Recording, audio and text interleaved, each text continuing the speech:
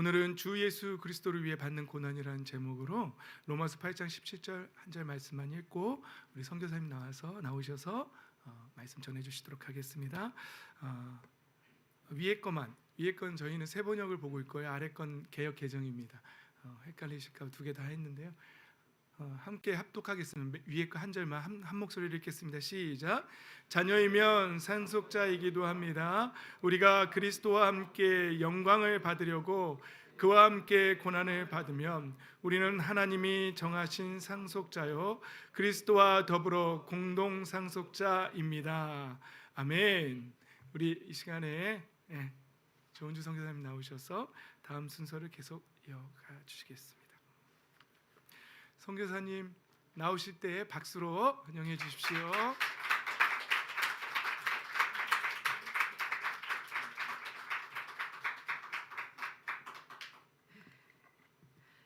안녕하세요. 저는 서부 아프리카 베냉, 잘 못 들어보셨죠? 베냉이란 나라의 북쪽 끝쪽에 오지 미전도 종족이죠. 예수님에 대해서 전혀 못 들어본 분들을 위해서 교회도 없고 선교사님도 없는 예수님에 대해서 전혀 못 들어본 마을에서 이제 한 10년 사역을 교회 개척 사역을 한 조은주 선교사입니다.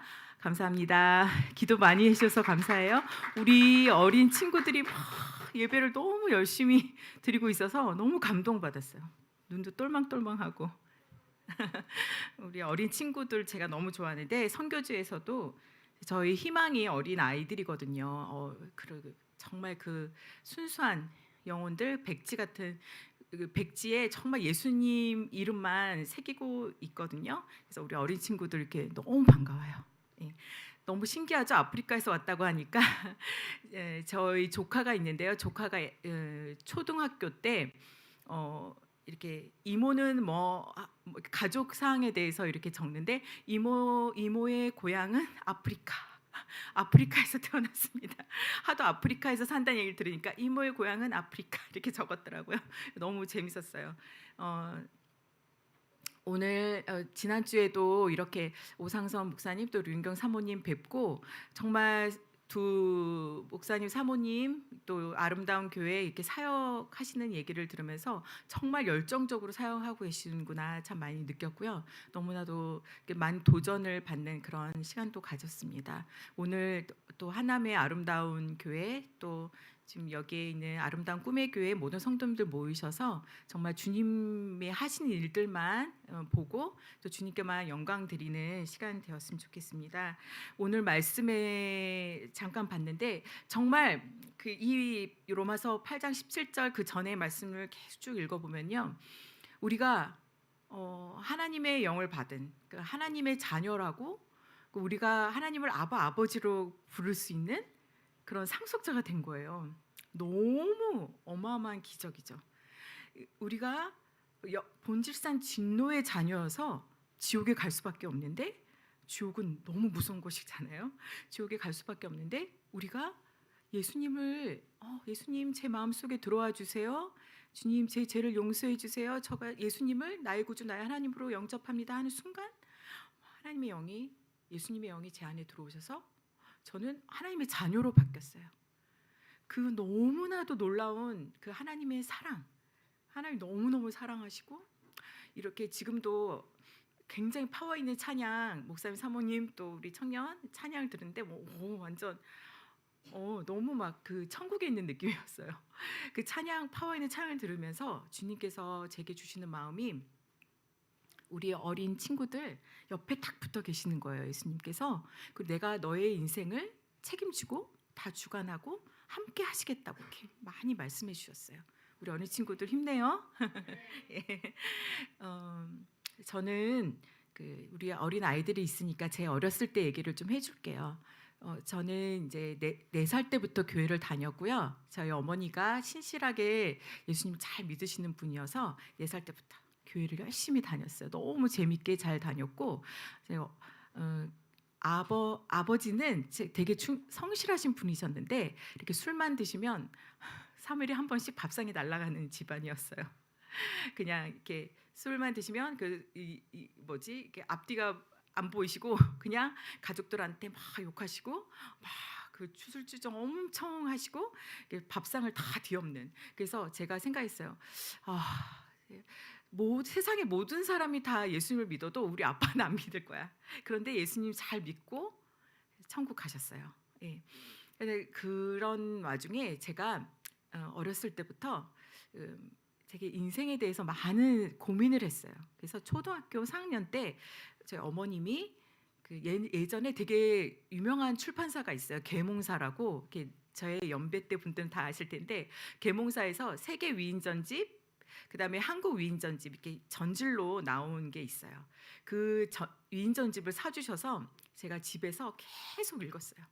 교회도 열심히 다니면서 위인전집을 읽으면서 그 세계의 모든 위인들, 한국의 모든 위인들을 보면서 제가 직업을 딱 결정을 했어요. 평생 나는 어떤 직업을 가져야 될까? 직업을 딱 선택했는데 그게 선교사였어요.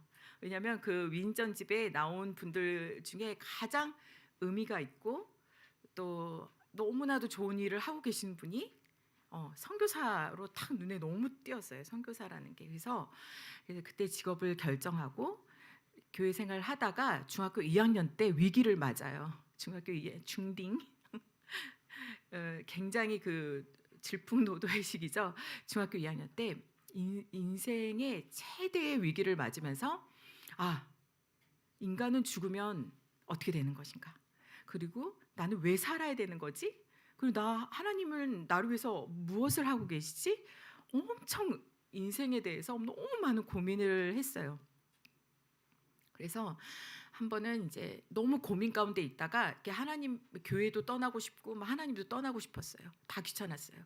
그래서 하나님을 떠나야지 딱 이러고 있는데 저희 그 말씀을 통해서 하나님이 저를 은주를 너무 사랑하시고 너무 사랑하셔서 하나님의 하나뿐인 독생자 아들 예수 그리스도가 죽으심으로 또 이 땅에 오심으로 저의 모든 죄를 다 씻으시고 저를 영원한 천국에 인도하시고 정말 저를 위해서 모든 것을 다 물과 피를 다 흘리신 예수님을 하나님이신 예수님을 말씀을 통해서 딱 만나고 엄청 많이 울었어요. 중학교 2학년 때 펑펑 울고 그러면서 예수님을 영접하고 그 뒤부터 지금까지 흔들림이 없어요. 그러면서 중학교 때부터 전도를 열심히 한 거예요. 나같이 그 사회에 막 반항하고 막 교회를 떠나려고 하는 그 친구들, 막 예수님 모르는 친구들은 막 예수님을 너무 알려주고 싶었어요. 그래서 열심히 전도하고 신앙생활을 하면서 제가 이제 선교사 되기 위한 준비를 계속 했어요. 그러니까 제 인생의 목표가 딱 세워지니까 흔들림이 없었어요. 그냥 일사천리로 너무 행복하게 신앙생활하고 공부하고 이렇게 주님이 인도하시는 길들을 갈 수가 있었어요.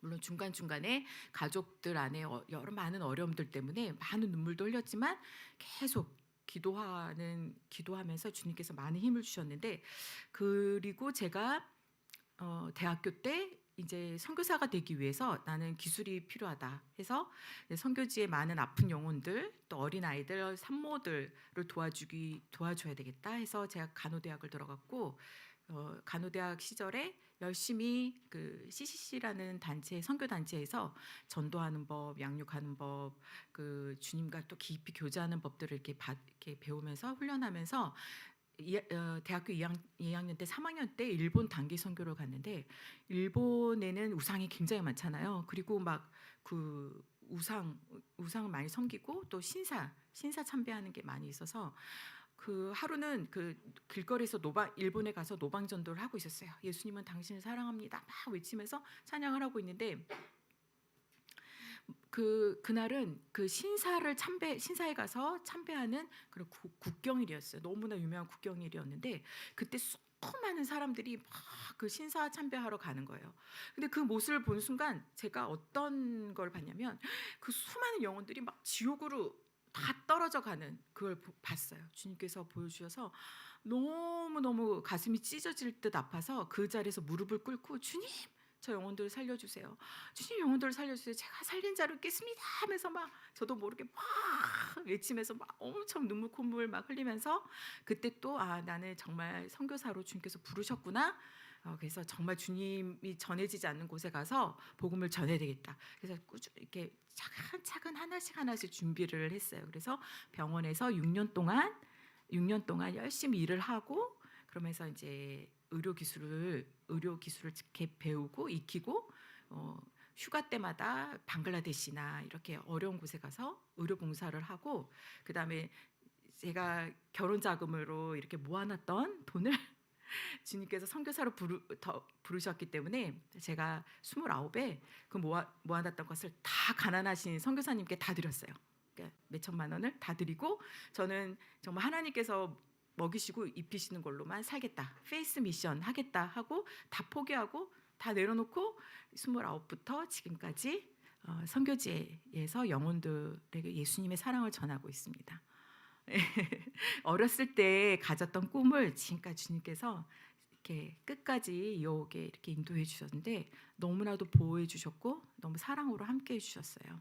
살아있는 증인입니다. 제가 증거입니다. 주님이 살아계시는 증거. 그래서 처음에 7년은 중앙아시아 우즈베키스탄에서 간호사들, 조산 간호사들, 그러니까 시골 지역에 있는 간호사, 조산 간호사들한테 그 의료 기술을 다시 가르쳐 주는 일들을 하면서 물밑 지하교회 개척 사역을 했어요.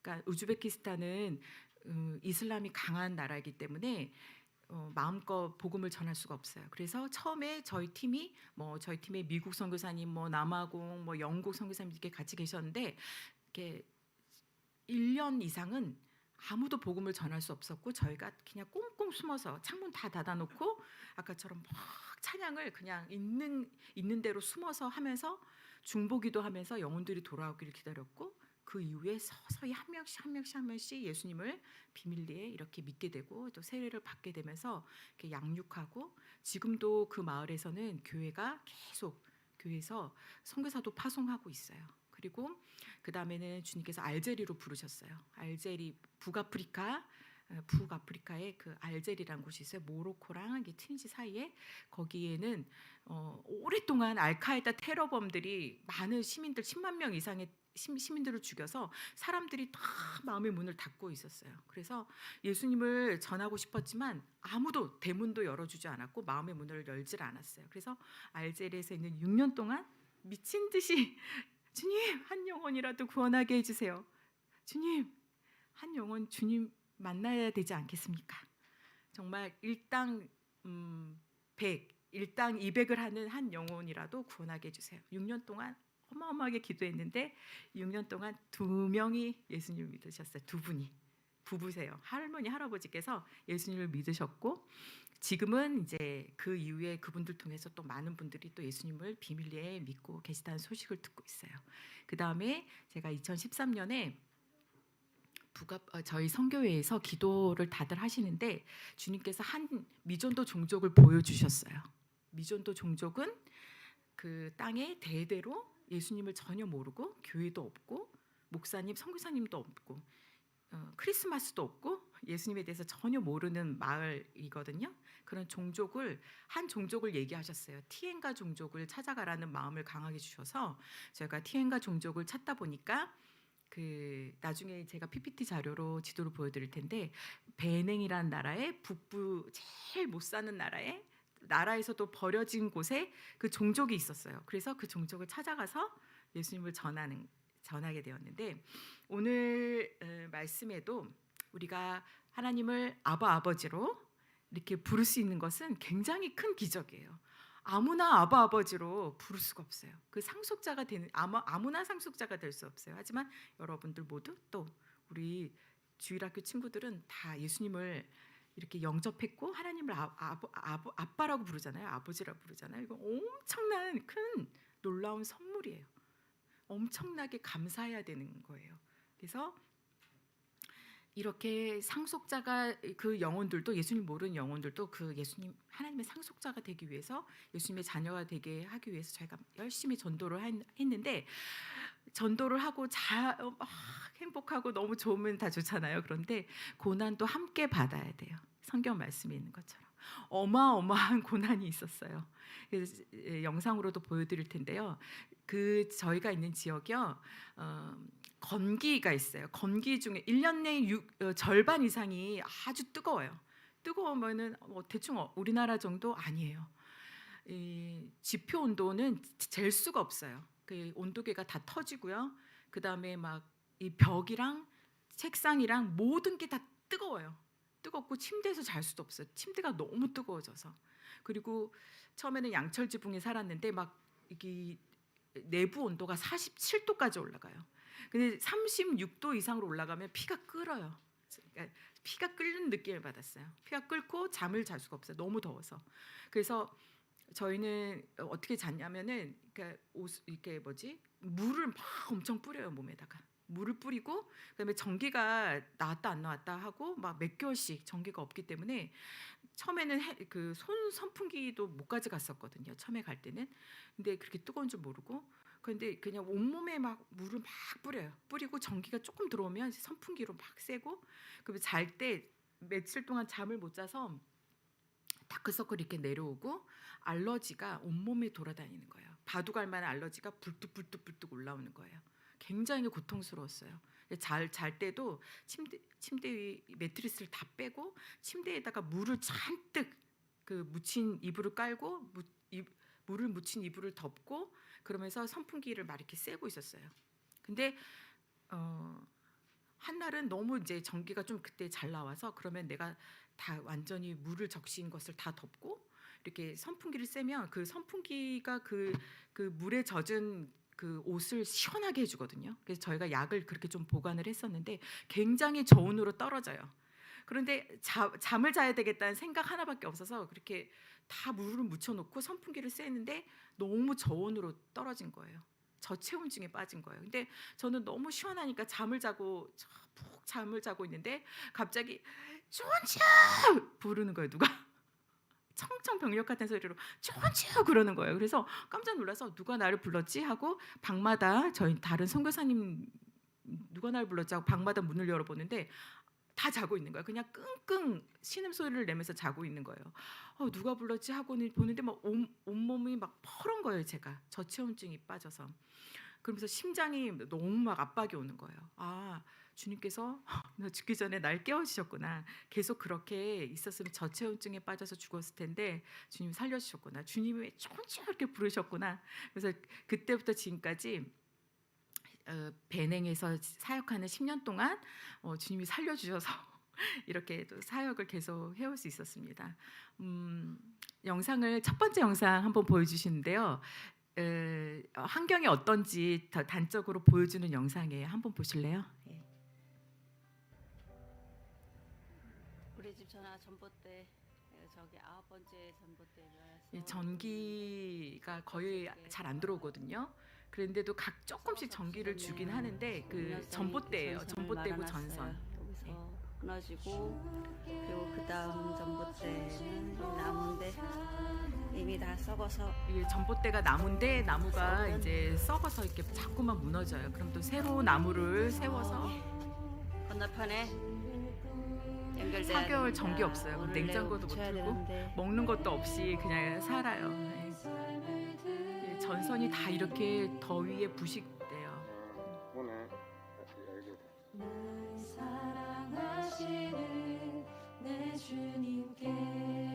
저희 발전기 있는 옆에 이제 전봇대고 이거는 계량기인데 벼락에 타버려가지고 새로운 계량기를 얻는데 3년이 걸렸어요. 지금은 아예 전기가 없다 하더라고요. 근데 저희가 집인데 처음에 양철 지붕에 살다가 다른 이제 너무 더워서 시멘트로 지어진 집에 이사 왔는데 전기가 다 망가졌어요. 전선이요. 너무 더워서. 집안에 있는 전선들이 다 이렇게 망가져서 전기가 잘 안 들어오고 있습니다.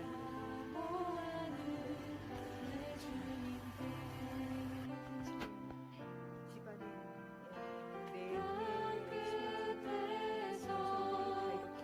그래서 방마다 이제 전기가 하나씩 또 안 들어오기 시작해요. 쥐랑 배, 벌레는 말할 것도 없어요. 쥐를 맨날 쥐가 변기에서 튀어나오더라고요. 너무 징그러워서 어떡해. 뱀 잡는 거예요. 독사들인데 여기 어린 아이들이 가다가 많이 물려서 거의 죽음 직전까지 가기도 하는데 항상 뱀들이 저렇게 들어와요. 야.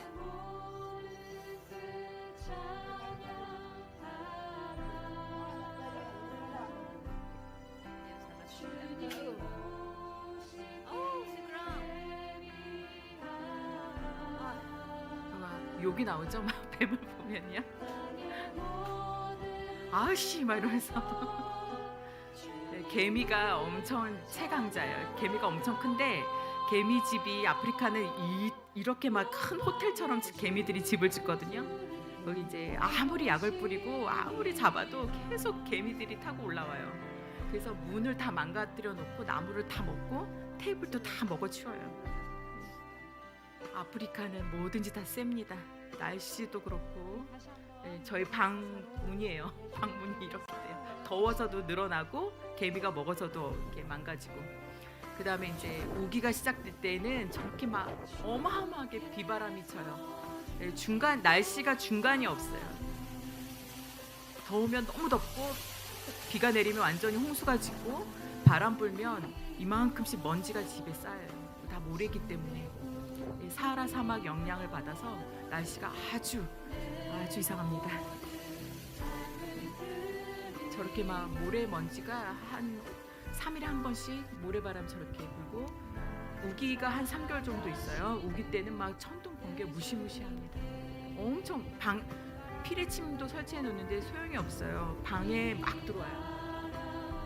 계량기 막 이렇게 두꺼비 집 타고 막 방 안에도 벼락이 엄청 치고요.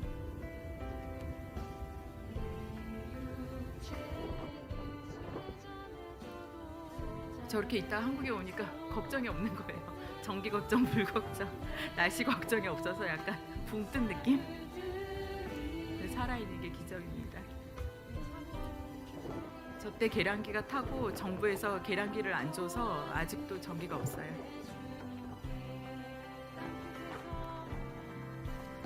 현지 분들은 이제 돌아가시기도 해요. 벼락 때문에. 이제 그 다음날 되면 또 어김없이 저희도 사역을 하러 가거든요. 마을에 전도하고 양육하러. 저렇게 다 치워야 돼요. 어마어마한 나무들 그리고 많이 또 차가 또 진창에 빠지기도 하고요. 저희가 다 운전하고 다니는데 오프로드 운전 아주 잘합니다. 저희가. 이거는 아무것도 아니에요. 이거는 껌이에요. 껌. 근데 이렇게 빠지면 싣고 갔던 쌀이나 구제품, 약품들 다 빼고 다시 이제 손으로 다 갖다 날라드립니다. 네, 두 번째 영상 보여주세요. 감사합니다. 네, 더위에 대해서 한번 보여드릴게요. 상상 초월입니다.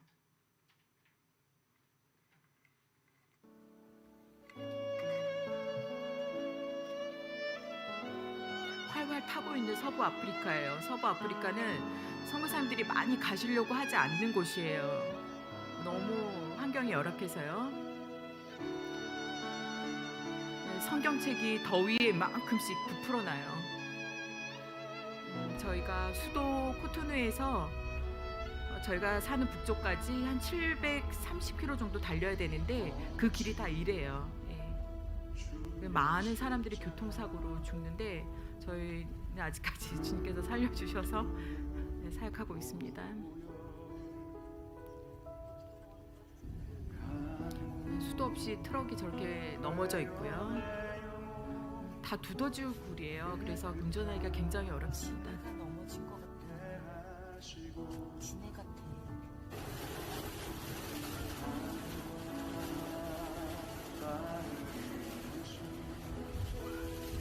1년에 딱 3개월만 비가 오거든요. 그 외에는 비가 한 방울도 내리지 않는데 비가 올 때는 무시무시한 비가 내립니다. 타이어를 거의 한 달에 한 번씩 갈고 쇼바도 매번 갈고 엔진도 갈고 중고차 타고 다닐 때 굉장히 힘들었어요.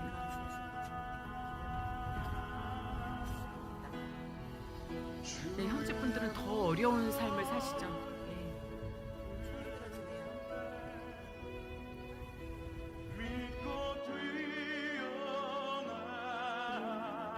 사하라 사막에서 불어오는 이제 모래바람이 오는 시기입니다. 막 입으로 막 엄청 저희 지금 미세먼지 지금 있는데 그런 게 아니라 이제 아주 똥덩어리들이 날아다닙니다. 모래랑 같이. 이제 우기가 끝나고 나면 건기 때 또 무시무시한 그러니까 가뭄이 또 시작이 돼서 손으로 겨우 일궈놓은 옥수수 밭이 저렇게 다 타들어가고 저희 마음도 막 타들어갑니다.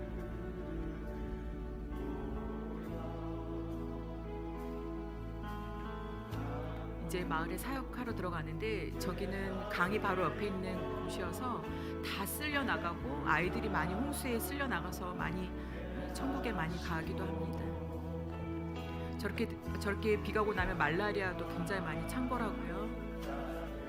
저희 이제 막 예수님 믿으신 성도님들이 홍수 피해를 엄청 당하신 거예요. 그래서 저희가 너무 마음이 아팠어요. 이제 예수님을 믿으시는데 믿음도 크게 없으신데 고난이 온 거예요. 그래서 많이 기도했고 지금은 주님께서 고지대로 다 피신시키시고 이사를 하게 하셔서 지금 잘 예수님 믿고 계세요. 예, 아주 단편적인 거 예, 보여드렸고요. 이 영상은 예, 나중에 PPT 한번 올려주시겠어요? 제가 여기서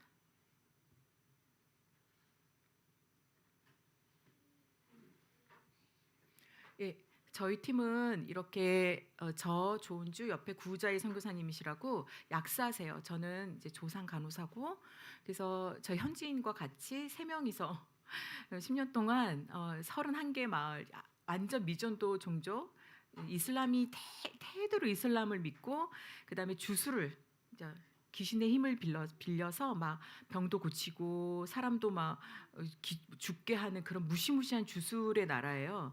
거기에서 지금 10년 동안 31개 마을에 교회를 개척했습니다. 여기 지금 보면은 베냉이라는 나라가 있죠. 서부 아프리카 나이지리아 토고 사이에 베냉이라는 아주 못 들어본 나라가 있고요. 베냉의 수도 해안 쪽에 코토누에서 쭉 북쪽으로 올라가면 말랑빌이라고 적어져 있는데 저 북쪽에서 저희가 사역을 하고 있어요. 저기는 나라에서도 버려진 마을입니다. 거의 날씨가 너무 안 좋고 덥고 먹을 것도 많이 없고 많은 분들이 그 말라리아로 그리고 영양실조로 오늘 가서 본 분이 내일 가면은 또 돌아가시 있고 그런 곳이에요. 그래서 이슬람이 강했던 마을이어서 굉장히 90년도에 선교사님 분들이 외국 분들이 들어가서 복음을 전하려고 했다가 다 포기한 종족들이 있는 곳이에요. 티엔가 종족이라고. 그곳에 저희는 이제 2014년부터 들어갔는데 그때는 이분들이 너무 가뭄과 기근과 먹지 못하고 어려움 가운데 있으셔서 마음이 다 이렇게 가난해져 계셨어요. 그래서 저희가 들어가서 복음 전할 때 가끔씩 돌을 던지는 사람은 있었지만 그래도 복음 전할 때 그 천국 소망을 들으시면 다 예수님을 많이 영접하셨어요. 이게 저희가 마을 이름이 막 특이합니다. 대게대게, 싹강화 이런 마을들 다니면서 다 개척했고 저희 지금 맨 오른쪽에는 지금 저희가 가르치는 장학생 중에 한 명이 급성 간염에 걸려서 제가 내과 중환자실에서도 일해봤지만 그렇게 심한 황달은 처음 봤어요. 눈이 오렌지 색깔로 변한 거예요. 오렌지 완전. 그래서 죽는 줄 알았어요. 왜냐하면 급성 간염은 굉장히 치명률이 높거든요. 치사율이 높고. 그래서 이 아이를 붙잡고 지금 주일 예배 때 막 엄청 기도를 했어요. 주님 막 울면서 살려달라고 막 기도했더니 아이가 그 다음부터 점점 눈이 이렇게 정상 색깔로 돌아오고 또 병원에 또 데려가서 약도 먹이고 하면서 많이 지금 좋아졌습니다. 그리고 지금 가운데 보면은 그 다리 살이 지금 썩어 있어요. 한센병은 아니고요. 원인을 잘 모르는 균에 의해서 피부가 다 썩어 들어가요. 머리고 온몸이 썩어 들어가서 뼈도 막 뒤틀리고 눈도 빠지고 막 이런 병이거든요. 근데 저런 풍토병이 많아요. 그래서 저희가 보고 이렇게 소독해드리고 또 기도해드리고 약을 드리고 이렇게 계속 치료해드리고 있어요. 이분도 많이 좋아지셨고 저렇게 아이가 이렇게 요 양철 그릇에다가 지금 밥을 먹고 있는 건데요. 저게 온 가족이 먹는 밥이에요. 그러니까는 옥수수를 조금 재배를 하는데 1년 동안 먹어야 돼요. 그래서 옥수수 가루를 빻아가지고 그거를 죽으로 끓여서 물 많이 넣고 죽을 끓여서 겨우 조금 소금 넣고 해가지고 그것만 먹는 거예요. 1년 내내. 다른 반찬이 없어요. 우리는 반찬이 많이 있잖아요. 반찬도 없고 편의점도 없고 편의점이 없다고 하니까 깜짝 놀라더라고요. 그런 건 전혀 없고요. 먹을 거 구하기가 굉장히 어려워요. 그래서 예, 저희가 만난 영혼들입니다. 다 예수님 영접하고 각자가 예수님을 깊이 만나고 또 천국 가신 분도 있고요. 많은 분들이 이렇게 예수님을 아버지라고 부르게 되면서 그 가정에 있는 흑암이 걷어지고 저주가 사라지고 또 지금 저희가 10년 동안 사역하면서 말라리아 풍토병이 많이 줄어들었어요. 예수의 이름으로 예수의 이름을 선포하면서 많은 분들이 행복하게 예수님 믿고 이렇게 살고 계시고 또 천국 가신 분들도 계세요. 영접하시고 주일 예배 모습입니다. 저희가 교회를 지으려고 굉장히 많이 시청을 찾아가고 노력을 했지만 땅을 주지 않아요. 결코 땅을 안 줘서 저희가 그냥 예수님을 잘 믿으신 이장님, 촌장님들 집에서 이렇게 예배를 드려요. 그러니까 나무 아래에서 그냥 교회 집 마당에서 예배를 아주 자유롭게 지냅니다.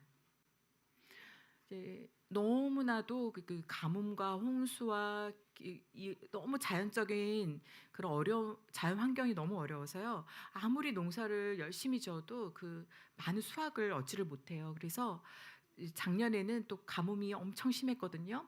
홍수도 심하고 그래서 저희가 미친 듯이 먹을 걸 날랐어요. 왜냐하면 먹어야 되잖아요. 저희가 그곳에 살면서 그 먹지 못하는 그 공포, 먹지 못해서 느껴지는 공포, 우리 친구들은 그런 거 없죠.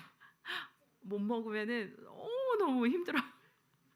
그리고 막 그것 때문에 죽는 사람들이 많기 때문에 복음도 중요하지만 저희가 많이 먹을 것을 많이 나눠요.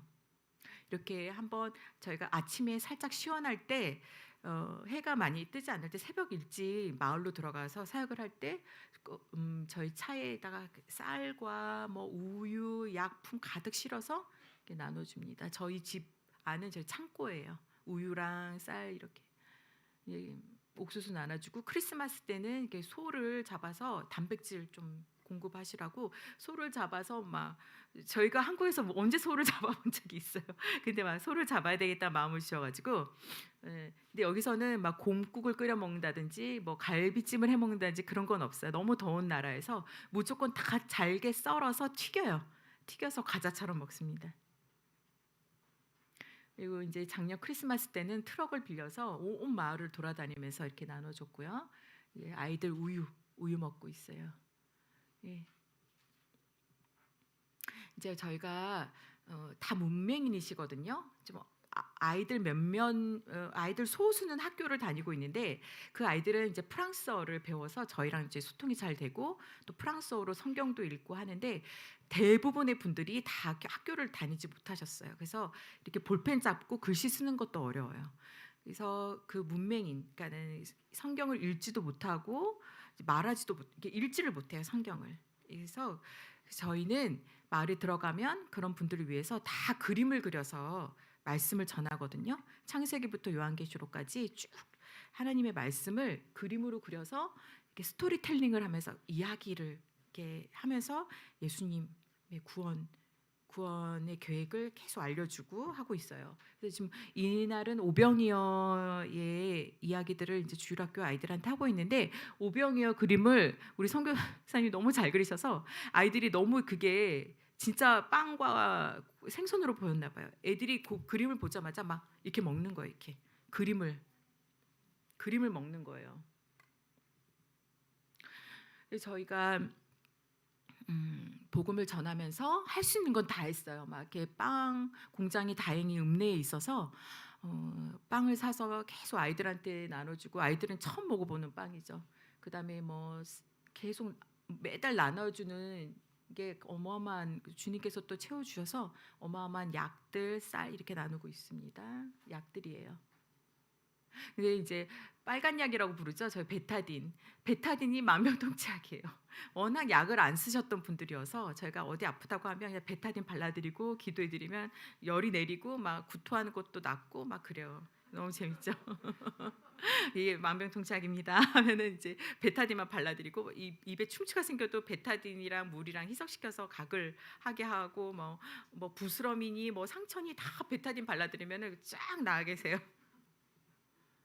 이제 장애인 분들 예수님 영접하셔서 이렇게 휠체어를 수도에서 버스로 받아가지고 이렇게 공수하기도 하고요.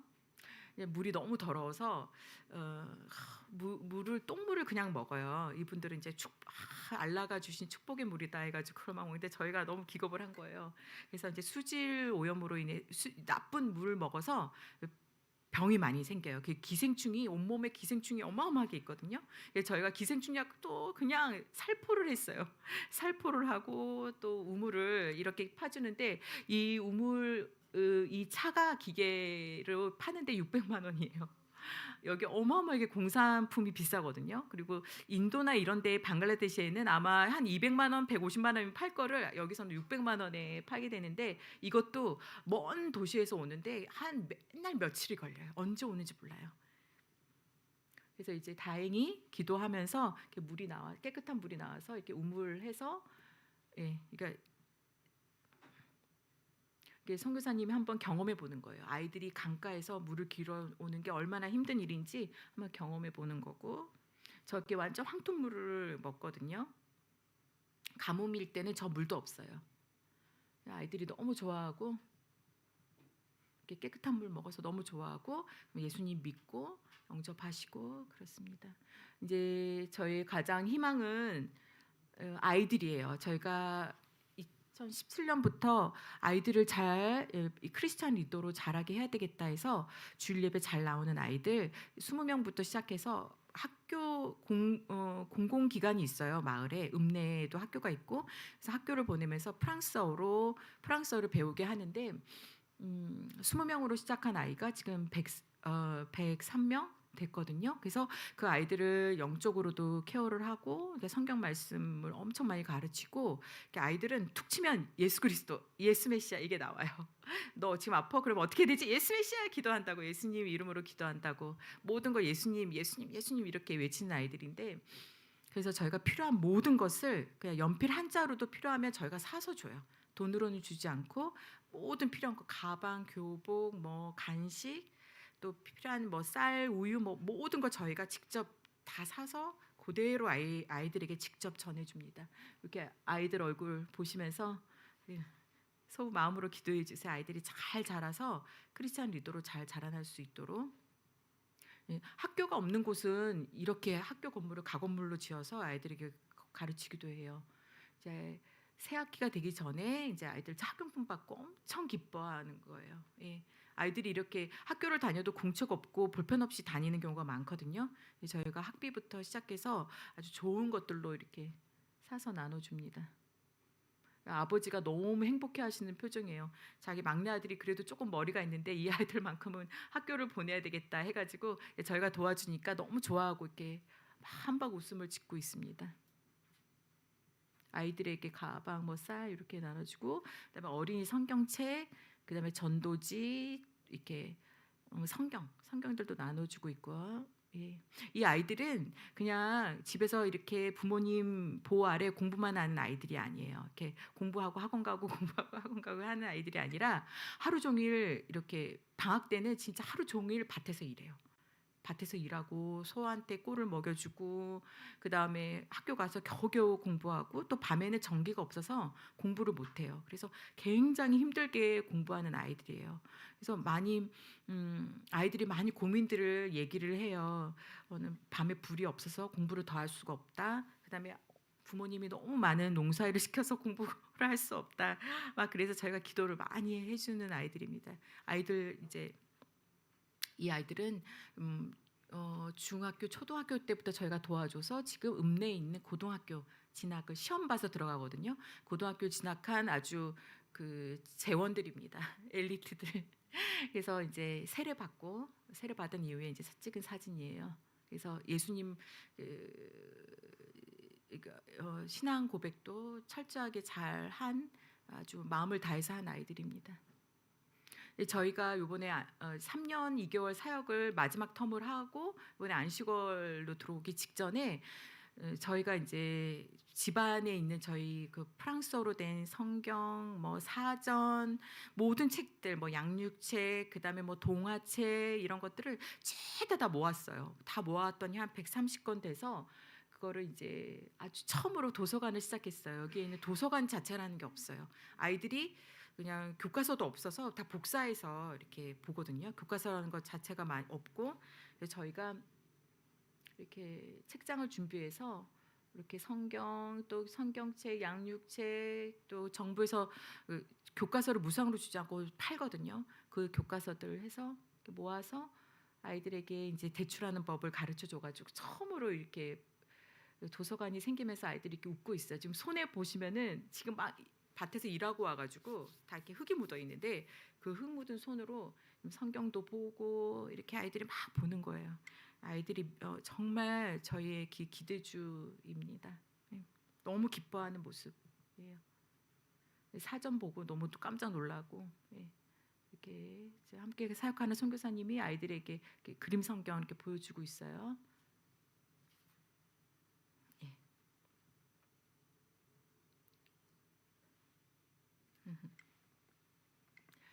그래서 저희가 이렇게 그냥 저희는 한 일이라고는 거기서 그 어려운 환경들에서 버텼어요. 버티고 한 번은 이제 저희가 살고 있는 선교사님과 저가 살고 있는 집이 이렇게 숲 속에 있어요. 읍내에서 좀 떨어진 저희가 마을로 빨리 들어갈 수 있도록 약간 숲 속에 있는데 이제 전기가 안 들어오면 사방팔방이 다 깜깜해져요. 그래서 깜깜한데 이렇게 일찍 잠을 자야 돼요. 해가 떨어지면 자야 돼요. 아무것도 할 수가 없어요. 더워서도 못 하고 전기가 없어서도 못 하고 그리고 이제 근데 갑자기 너무 무서운 거예요. 이게 저희 여자 둘만 이렇게 있는데 강도가 들어오면 어떡하지? 막 너무 이게 고민이 되는 거예요. 물론 저희 현지 리더가 가까운 곳에 살기는 하는데 일이 있으면 전화를 해도 되고 이제 경찰을 부르면 되는데 너무 무서웠어요. 그래서 주님 정말 저희를 지켜주시는 거 맞으세요? 하고 막 기도를 했어요. 주님 너무 무서워요. 막 이렇게 했더니 제가 천사 숭배 사상자는 아닙니다. 그런데 어마어마한 큰 천사들이 저희 집 주위를 이렇게 지키고 있는 환상을 보여주셨어요. 제가 너무 무서워하니까 하나님께서 내가 너를 이렇게 지키고 있다고 딱 보여주시는 거예요. 그래서 그게 한 10년 전 일이에요. 그때부터 지금까지 하나도 안 무섭게 밤에 잠을 잤어요. 강도 한 번 든 적이 없고 아무 문제 없이 제가 지낼 수 있었어요.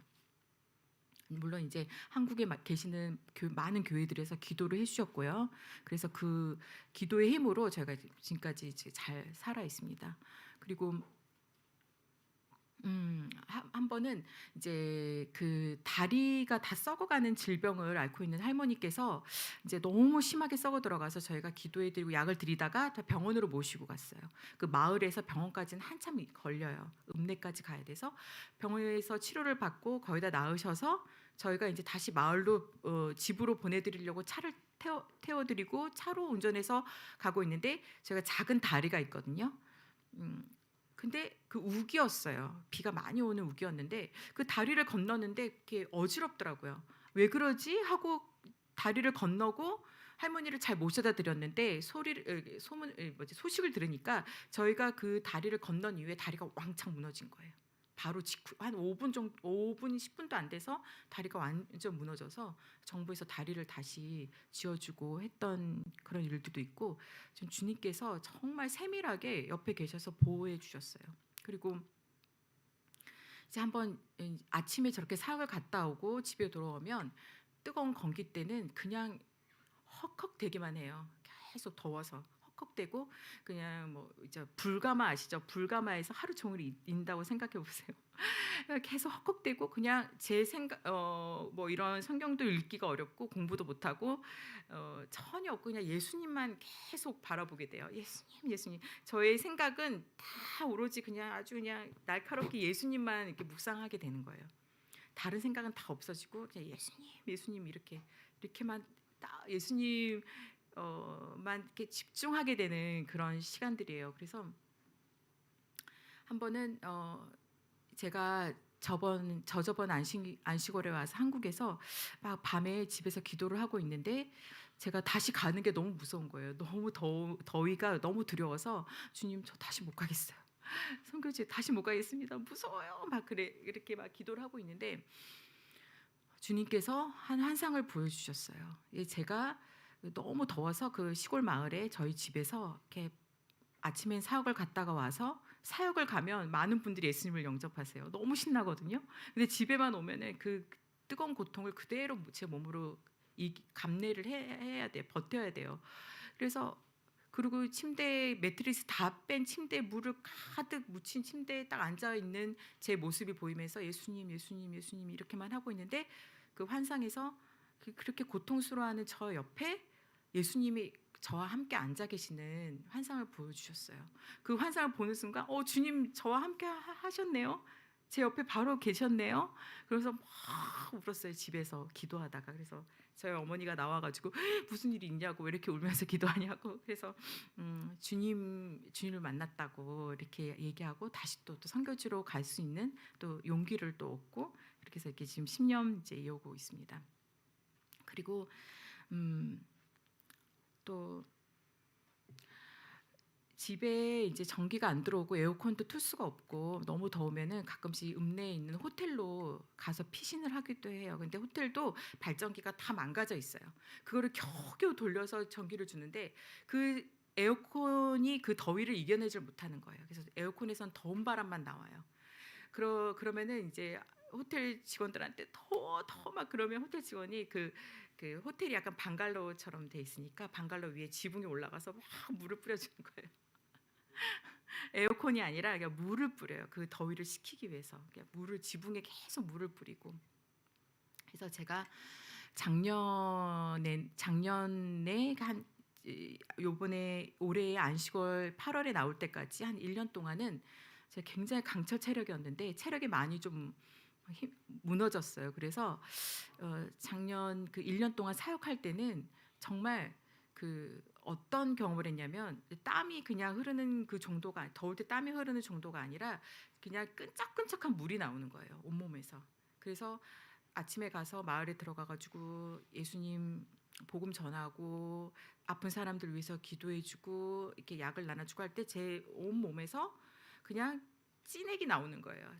찐득찐득한 찐액이 계속 나오는 거예요. 그리고 온몸을 다 적셔요. 하지만 기도받고 말씀 받는 사람들은 다 그 자리에서 낫고 다 그 자리에서 힘을 얻고 예수님을 만나는 거예요. 그래서 저는 또 집에 가서 또 끙끙 앓고 하는 거를 계속 반복을 했어요. 또 크리스마스 때 좀 이따 영상을 보여드리겠지만 하루 아침 7시에서부터 저녁 6시까지 그 쌀을 사는 거 이런 것도 굉장히 많이 어렵거든요. 상인들이 사기도 치고 제때 시간에 맞춰 오지도 않고 그래서 하루 종일 걸려서 이제 마을에 쌀을 나눠줄 때 제가 그 트럭을 따라다니면서 운전하면서 이제 마을마다 들어가서 사람들 격려해드리고 또 복음 전하면서 쌀을 나눠드릴 때는 집에 오니까 완전 파김치가 된 거예요. 그래서 한 3, 4일을 끙끙 앓고 누워 있었어요. 그렇게 그래서 오늘 말씀처럼 정말 많은 영혼들이 돌아오는 그 큰 영광들을 저희가 맛보았는데 고난도 함께 받아야 되는 이 말씀이 오늘 이제 말씀인데요. 본문의 말씀인데 그래서 하루는 주님 저 이렇게 막 몸이 아프고 하지만 또 사역을 나가면 또 주님 많은 분들이 예수님을 영접하고 그러니까 멈출 수가 없는 거예요. 주님 저는 어떻게 해야 됩니까? 이 수많은 영혼들 주님 몰라서 죽어가는 영혼들 주님 만나야 되고 저희는 이렇게 일손도 많이 부족하고 선교사 둘과 현지인 한 명이서 이렇게 많은 일들을 감당하는데 참 너무 피곤하고 너무 지치고 너무 힘들고 그리고 두렵습니다. 언제까지 할 수 있을까? 너무 두렵고 그리고 몸이 지금이라도 어떻게 으스러질 것 같다고. 그래서 저희 선교사님과 저가 사실은 묫자리를 찾고 다녔어요. 그러니까 선교사가 선교지에서 죽으면 순교하면 그만큼 영광스러운 일이 없기 때문에 계속 주님께서 이 땅에서 이곳에서 이렇게 복음을 전하기를 원하신다면 저희는 그냥 죽겠습니다. 여기서 더 이상 몸에 힘이 없습니다 하고 저희가 뭐 야채도 없고 그냥 겨우겨우 쌀만 이렇게 쌀을 많이 먹었거든요. 밥을 많이 먹고 다른 반찬 없이 그렇게 또 더위에 그렇게 지쳐 있는 상태에서 사역에 대한 그런 압박감, 두려움 그런 거 모든 것들이 많은 두려움으로 다가왔어요. 그래서 하룻밤은 한 날은 주님 나 도망갈래요. 도망갈 거예요. 막 그랬어요. 주님 나 뭐 너무 무섭다고 이거 언제까지 해야 되냐고. 그 솔직한 저의 심정을 막 주님께 토로를 했어요. 주님 너무 힘들어요. 그럼 막 짜증도 내고 막 주님께 막 하소연을 하고 주님 어떻게 하실 거냐고 이 영혼들은 어떻게 하실 것이며 저희는 어떻게 하실 것이며 막 이렇게 포보되고 난 다음에 그냥 잤어요. 자고 아침에 일어났는데 딱 이제 벽을 향해서 이렇게 돌아 누워서 있었는데 제 앞에 뭐가 이렇게 이만큼 있는 거예요. 어떤 분이 계시는 거예요. 주님께서 임재하신 거예요. 그래서 제 앞에 바로 계신 거예요. 성경 말씀에도 있잖아요. 제 앞에서 뒤에서 다윗이 주님과 함께 이렇게 주님과 깊이 만났을 때 했던 고백이 딱 저한테 오는 거예요. 그래서 앞에 딱 계시는데 제가 뭐라고 했냐? 주님 부담스러워요. 너무 앞에 계시니까. 너무 감사했죠. 진짜 딱 앞에 계시면서 떠나지 않으시는 거예요. 그리고 막 제 손을 잡아주시는 거예요. 너무 어려운 환경 속에서 이렇게 사역을 감당하다 보니까 주님께서 강력한 보호로 또 강력한 임재로 만나주시는 거예요. 저 같은 미천한 죄인에게. 그래서 또 감사드리면서 알겠어요, 주님, 알겠어요. 더 열심히 할게요. 하는데 주님께서 제 마음에 어떤 마음을 주시냐면은 내가 너를 너무 사랑한다. 막 사랑으로 저를 보시는 거예요. 너무너무 사랑을 보여주시는 거예요. 그래서 나 사랑함을 입은 자네 하면서 막 이렇게 너무 감동하면서 울고 있는데 주님께서 또 아주 엄중한 말씀을 하시는 거예요. 저에게.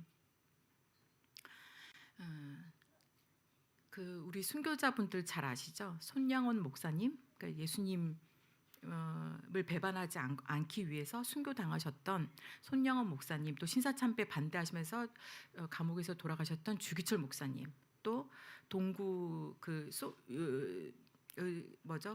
공산권 치하에서 예수님을 잘 믿지 못하고 예수님을 믿으면 감옥에 갇혀야 했던 그 루마니아에 그래서 그 14년 동안 감옥에 계셨던 범브란트 목사님, 이런 순교자분들과 막 범브란트 목사님을 막 얘기를 하시면서 너도 그렇게 양들을 위해서 피를 철철 흘려야 돼라고 엄중하게 말씀하셨어요.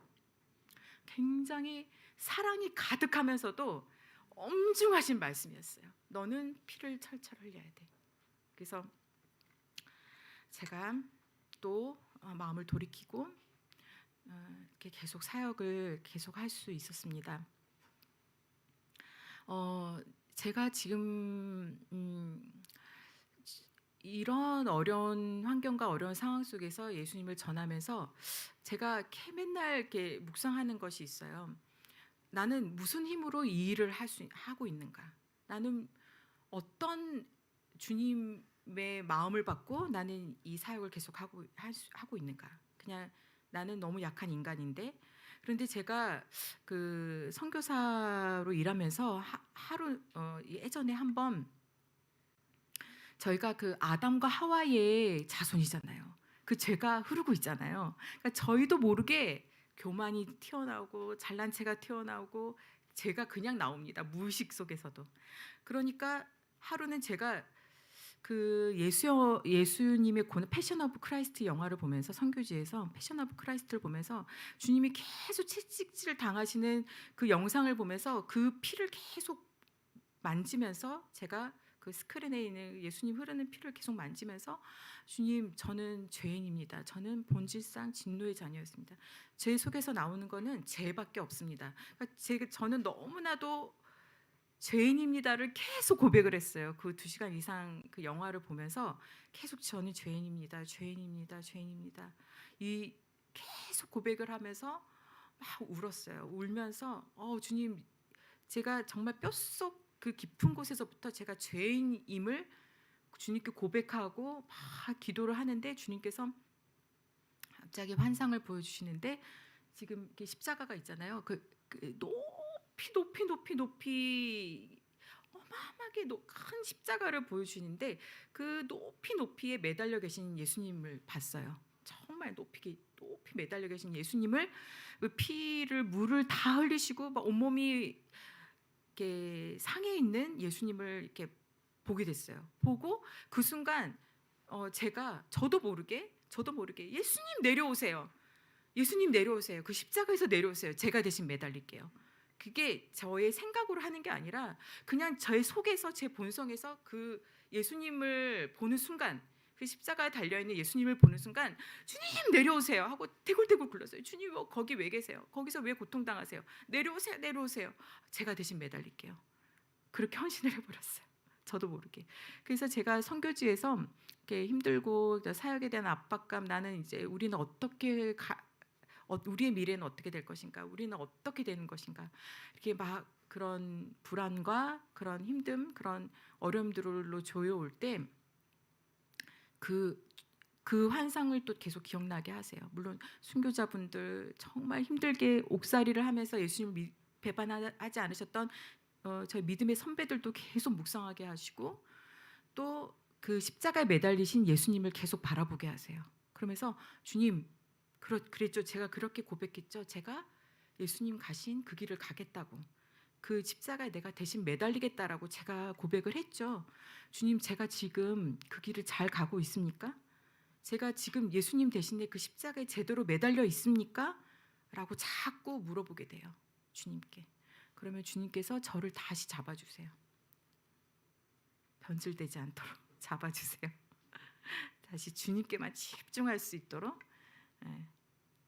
사역은 주님께서 하시기 때문에 저는 그냥 주님께만 쉽게 집중할 수 있는 그런 또 힘을 주십니다.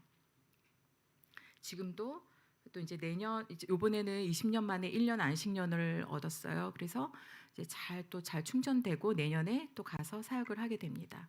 그런데 많은 유혹들이 있어요. 다시 선교지로 가지 못하게 하는 많은 유혹들이 있는데 또 묻습니다. 주님, 제가 주님 대신 십자가에 잘 매달려 있습니까? 저는 양떼들을 위해서 피를 철철 흘릴 준비가 되어 있습니까? 계속 묻게 되거든요. 그게 제가 계속 사역을 이어갈 수 있는 원동력이라고 생각합니다. 주님이시죠. 예수 그리스도이십니다. 그래서 저희가 사역을 할 때 정말 예수 그리스도의 이름을 엄청 외쳐요. 저희가 할 수 있는 게 없잖아요.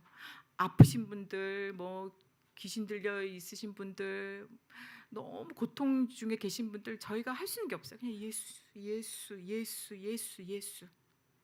그 십자가에서 물과 피를 다 흘리시고 그 몸을 다 찢기신, 그 완전히 우리를 위해서 다 이렇게 몸을 다 찢어 놓으신 그 예수 그리스도 하나님, 그분만을 이렇게 전하면은 그냥 그 자리에서 이렇게 해결되는 것들이 보여요. 제 마지막 영상 작년 크리스마스쯤에 있었던 사역 영상입니다. 저희가 어떻게 사역하고 있는지 또 보여드릴게요. 오늘도 도보다지랑 아단이 가서 우유랑 쌀 약들 나눠주려고 가는데 아저씨께서 아파서 저희 집에 먼저 저희가 오셔서 이제 너무 어려운 지역에 쌀을 나눠주니까 또 분쟁도 많이 있어요. 서로 얻어가시겠다고. 현실적인 문제예요.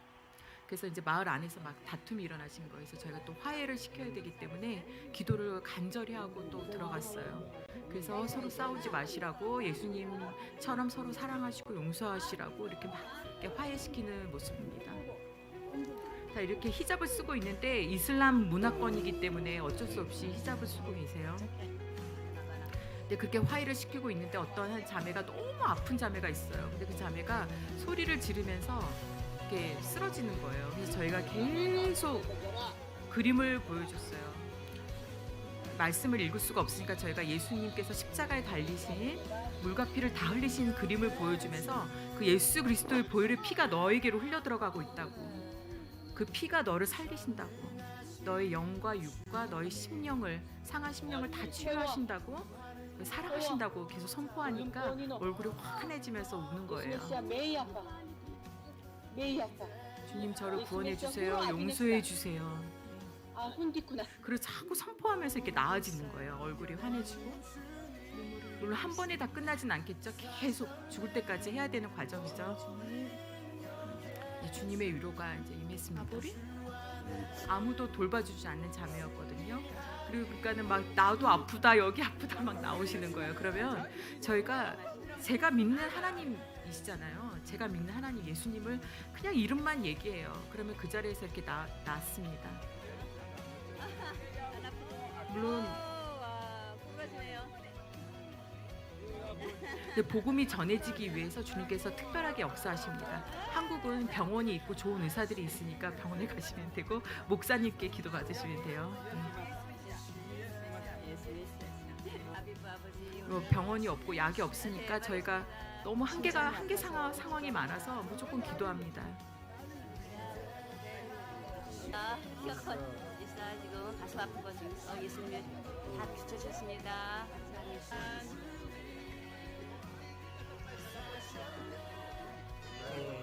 아보리? 아예 머리 아팠는데 다 나왔습니다.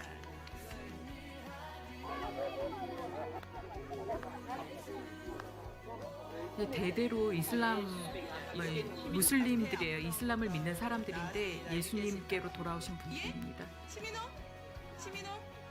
어이구 아이사브 예수님. 아이사브.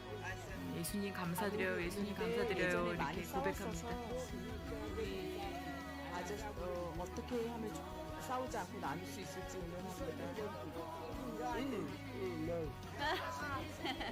아 이제 화해를 이루셨어요. 그 뒤로 또 싸우셨겠지만 알겠습니다. 자, 용서와 화해의 장이며 서로 잘 나눠 드시겠다고 질병도 고쳐주시고 귀신도 나가고 할렐루야 감사합니다.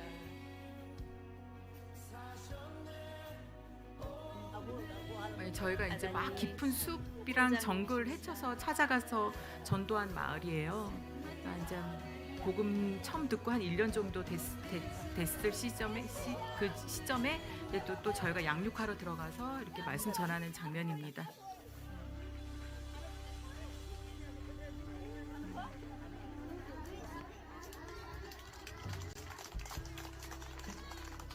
예수님 명적 기도하고 박수 치고 하고 있어요. 파티 환자들 귀 아프고 이렇게 해서 한 마을에 한 1년 넘게 계속 예수의 이름을 선포하고 또 기생충 약도 나눠드리고 비타민에 뭐 많은 것들 나눠드리면 또 많이 좋아져 있어요. 그 마을이 예수의 이름 때문에 많이 회복이 돼요. 아구마도 본인도 발작하고 애들도 다 D가 소립니다 지금. 아들도 눈이 아프고.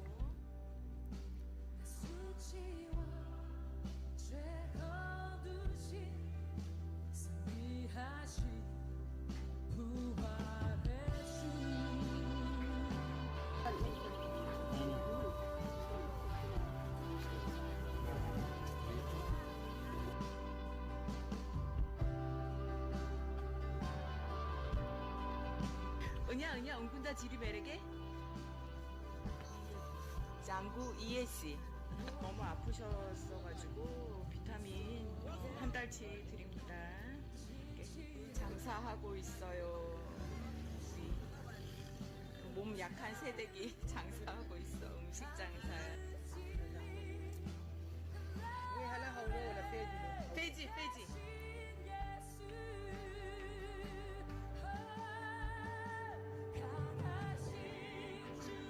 아떼다마? 아구도루? 아구도루네. 네 맞습니다. 아담마 아줌마가 많이 건강해지셨네요. 그리고 우리 이장님도 작년 이야기입니다. 작년 크리스마스 때요. 딱 1년 전이네요.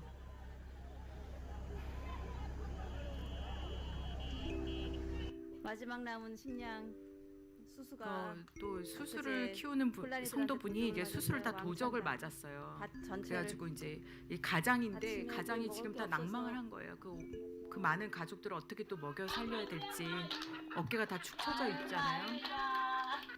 근데 이제 저희가 그 전날 기도할 때 어느 집에 가야 됩니까? 이렇게 어떻게 사역해야 됩니까? 주님께 많이 구하거든요. 그때 주님이 이 가정에 찾아가라 하셔서 갔더니 이렇게 도둑을 맞아서 힘이 다 빠져 있는 거예요. 그래서 저희가 바로 시장에 가서 옥수수랑 사서 드렸더니 엄청 막 찬양하면서 좋아하는 모습이에요.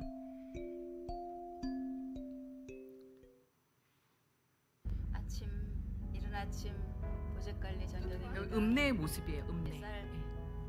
10톤을 사러 갑니다.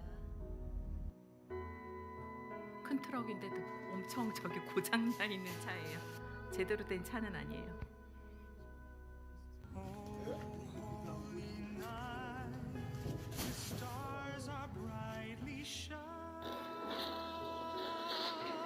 저희가 저 씨름에서 쌀 한 톨만큼 영혼들이 돌아오라고 엄청 기도했어요. 이제 잘 씻고 쌀 10톤 싣고 출발합니다. 이런 과정이 쉽지 않아요. 아프리카에서는요. 잘 안 되는 것들인데 주님께서 많이 도와주셔서 다닐 수 있대요. 수월하게 시작했습니다. 출발합니다.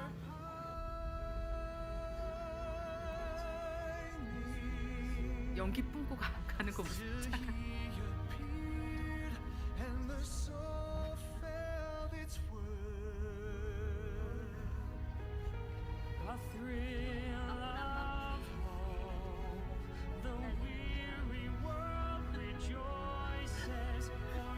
떨어진 모자 미안하네.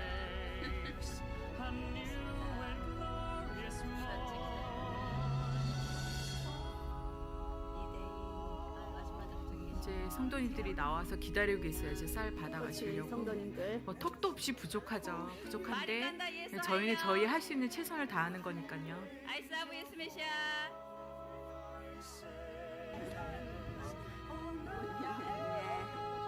라비드 그 건강해졌네요. 아유 할머니 어쩜 이렇게 건강?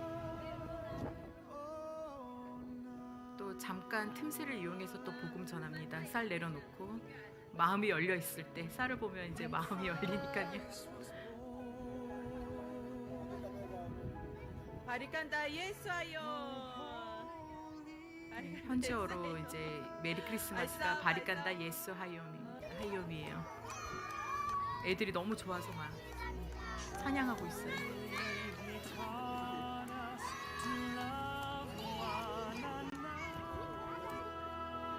뭐 전혀 크리스마스 지내는 것이 없었던 전혀 그런 기독교적인 문화가 없는 마을이죠. 네. 저희한테 그 성탄 잔치는 또 언제 하냐고 맨날 물어보세요. 1년 내내.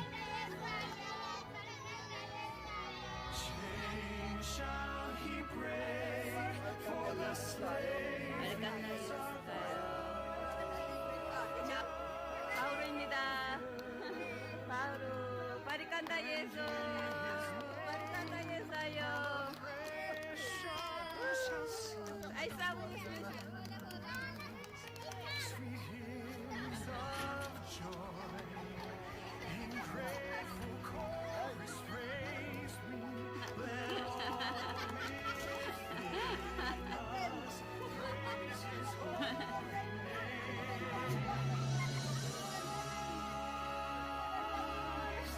저희도 너무 기쁘더라고요. 그래서 지금 같이 춤추고 지금 난리 났습니다.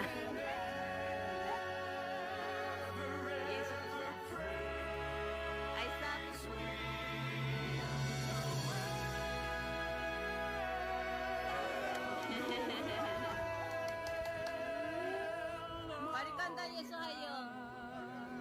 바리칸다 예수하여. 예수메시아 만바나. 예수메시아 하여.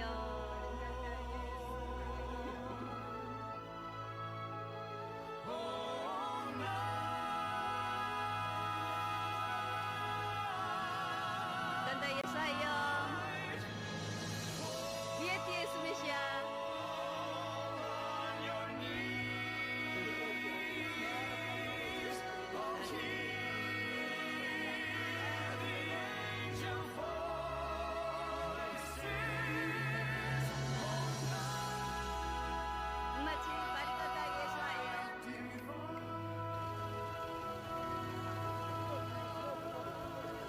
아이사브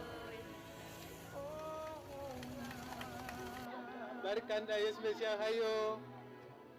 Oh haru.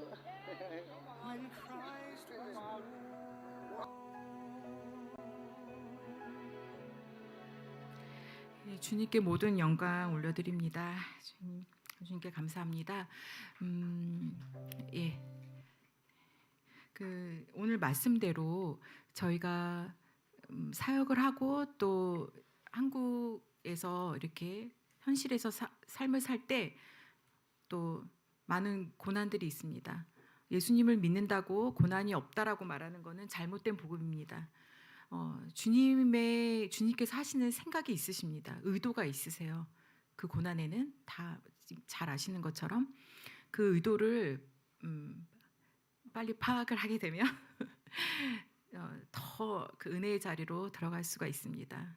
저도 선교지에서 힘들어요. 맨날 이렇게 짜증도 많이 내고 저는 고상한 선교사가 아닙니다. 저는 죄인 중에 괴수인데 그래도 저 같은 자도 주님께서 이렇게 보호해 주시고 그 모든 고난 속에는 다 주님의 의도가 있으시고 주님께서 다 그것을 통과하게끔 하십니다. 그 믿음을 저도 가지고 또 모든 성도님들께서도 가지시고 또 이렇게 아름다운 교회 또 아름다운 꿈의 교회 정말 성도님들과 또 목사님 사모님께서 이 자리에서 주님 계속 이 교회를 지키며 기도하며 주님께로부터 많은 비전을 받으시고 또 정말 어마어마하게 주님께서 열어주시는 그런 많은 열매들이 보여주시는 또 주시는 많은 열매들이 있기를 기도하면서 주님께 감사드리면서 찬양 드리겠습니다.